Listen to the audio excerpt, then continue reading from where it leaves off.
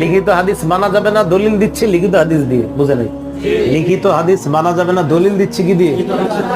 তো কি হলো কথা? তোদের সবাই মানতেছে, হ্যাঁ এরাও মানতেছে। তাহলে লিখিত হাদিস মানা যাবে না, দলিল দেয় কি হাদিস দিয়ে? তাহলে সবাই মানে, কথাগুলো মনে থাকবে। তো বলছিলাম হাদিস অস্বীকারীরা ইদানিং কালে তাদের প্রাথমিক দিকের একটা কথা, লিখিত হাদিস মানা যাবে না।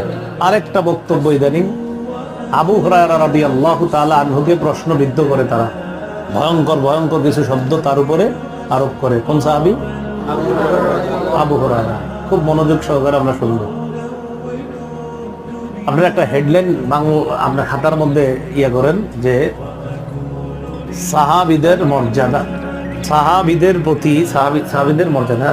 আমরা ভূমিকা আবু হুরায়রা রাদিয়াল্লাহু তাআলা আনহু সম্পর্কে জানার জন্য শুরুতেই ভূমিকা জানবো।